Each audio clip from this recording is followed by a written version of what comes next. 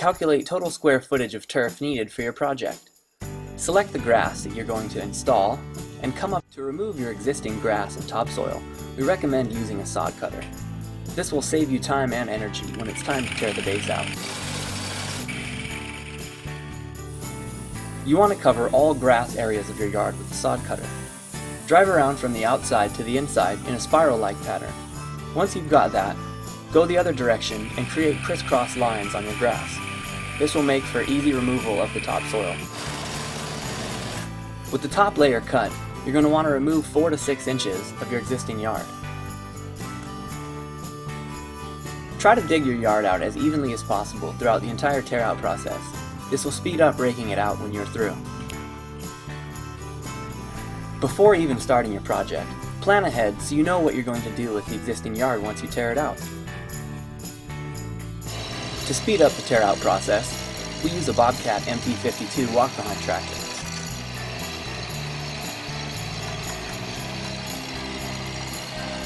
Your tear-out will be done in a fraction of the time than if you were to dig it all out by hand.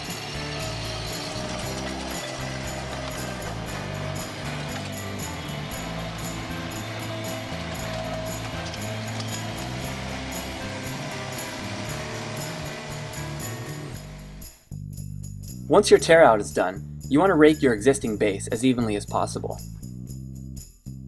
With the yard nice and level, and the pile of road base arriving, it's time to bring the base into the yard.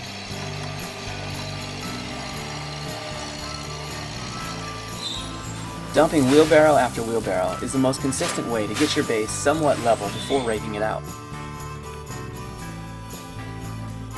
Begin dumping your base at the furthest away point in your yard. Work backwards, placing pile after pile, and rake it even as you go.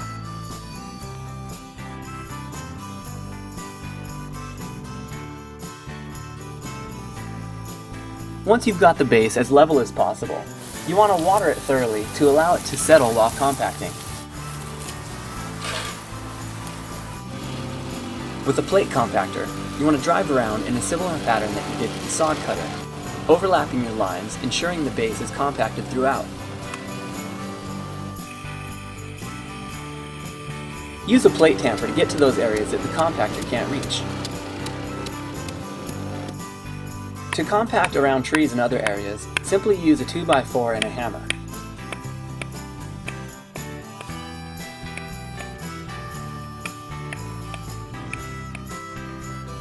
Once your base is compacted, look over the entire area for imperfections that you might need to come back and either fill or flatten.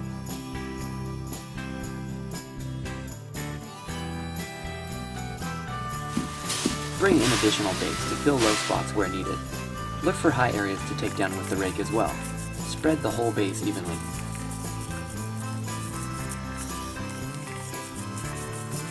When you're happy with the base, give it a final compacting.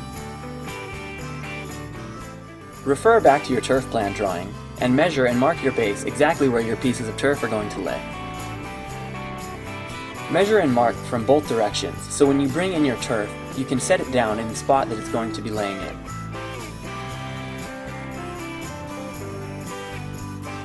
When you're ready to cut the turf, you want to roll it out on a level surface.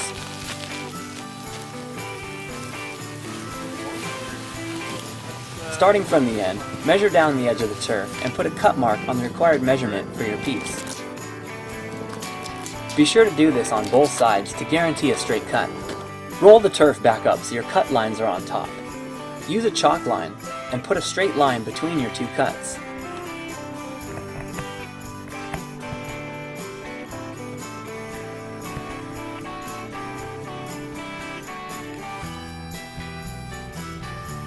With a sharp knife and a steady hand, follow your line and cut the turf as straight as possible.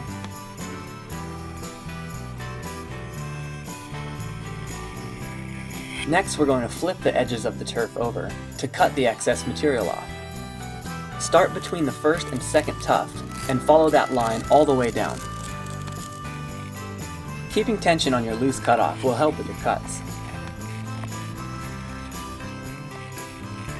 Once both edges are cut, roll your piece up and bring it into the yard. You want to set it down as close to position as possible, so when you roll it out, you don't damage the base.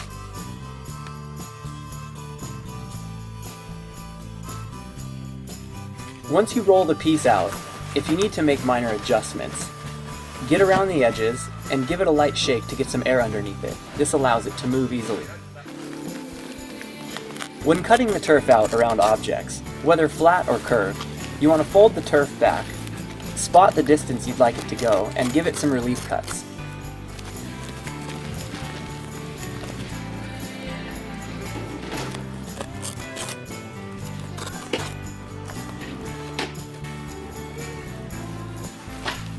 You want your relief cuts close enough together so that the turf is able to lay flat on the ground while the flaps go up the object which you're cutting around.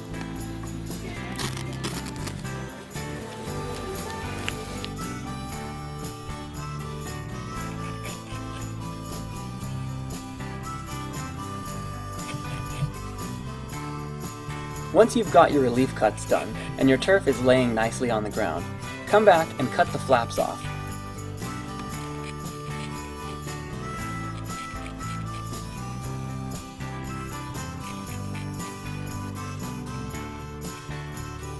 When cutting to sidewalks, patios, or other objects level with the turf, you want to pull back on the cutoff piece to allow you to see what you're cutting to.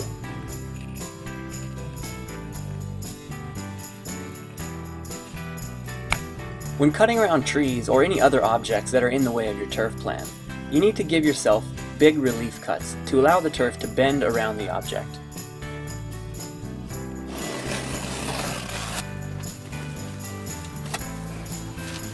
Take the turf back little by little, and make sure you don't cut deeper than necessary.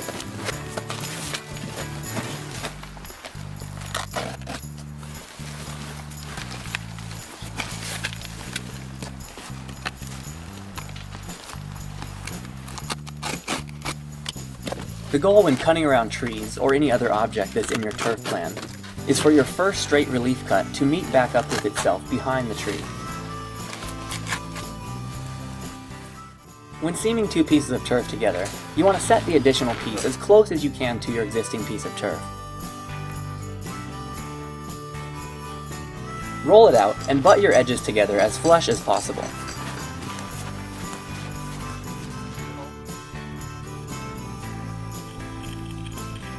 With the piece in place, grab the turf on both sides of the seam and bend it apart. Lay down small sections at a time, paying close attention to the backing and whether or not it overlaps. If you need to cut some turf away, cut the piece that you just laid down, leaving the edge of the existing piece alone. Check your seam every couple of inches and work your way down the entire seam. If you end up with any gaps between your pieces, keep them under 1/8 of an inch. This will prevent your seam from being visible once you're finished. Once your seams line up nice, cut a piece of seam tape to match the length of your seam. Fold both pieces of turf over and place seam tape centered on your seam. Spike both ends of the seam tape so it does not slide around when you're spreading the glue.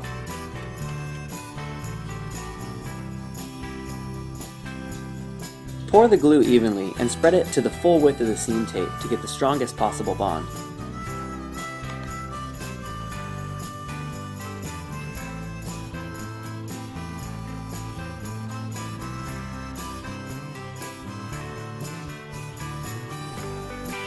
Keep the amount of glue consistent throughout the entire seam.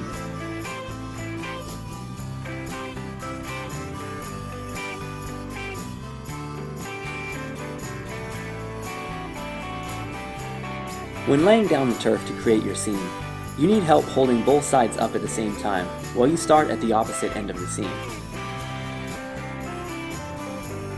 You want to lay down both pieces at the same time while keeping the fibers up and completely away from the glue. It's very important that you don't let the turf stick down ahead of where you're working. It's highly recommended that you have assistance with this step in the installation.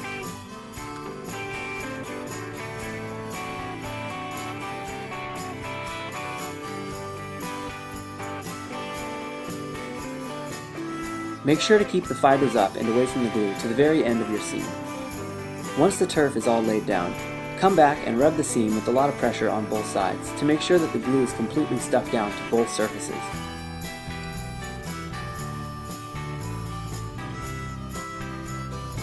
You want to spike the turf on both sides of the seam every few inches. Use the nail to part the fibers and expose the backing. Make sure that when you pound the nail in, you do not trap any fibers underneath the head of it.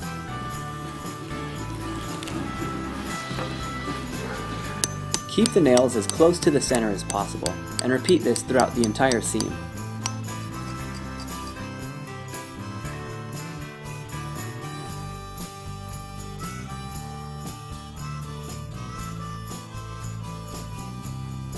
With just a stiff bristle push broom, you need to first brush the fibers up to allow the sand to drop in.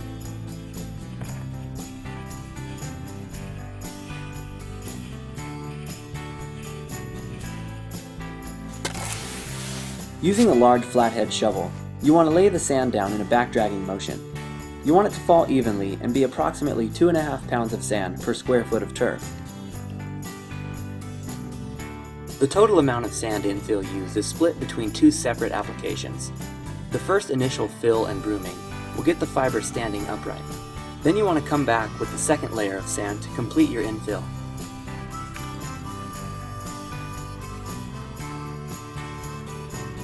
Come back with your push broom and brush the sand around until it drops completely into the thatch of your turf.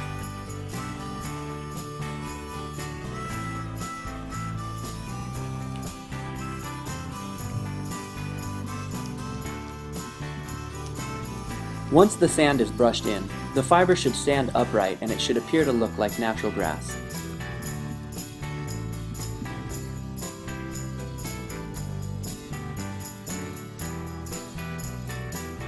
If you have access to a power broom for your installation, there's no need to brush the fibers up before you spread your sand.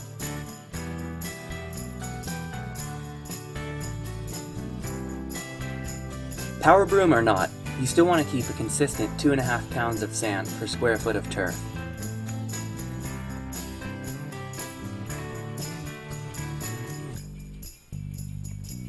With the power broom, start at the edge of your yard where the fibers are facing away from the fence. Push the power broom firmly into the turf.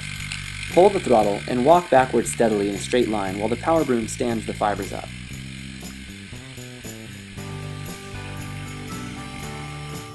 Work slowly and make sure you overlap all of the lines. The power broom stands the fibers up and allows the sand to drop evenly into the thatch of the turf. Once your entire yard has been infilled with sand, come back and look for high and low spots throughout the entire surface. Fill the low spots and simply push the high spots out with the power broom. Once you've topped up your infill, give the yard a final power brooming.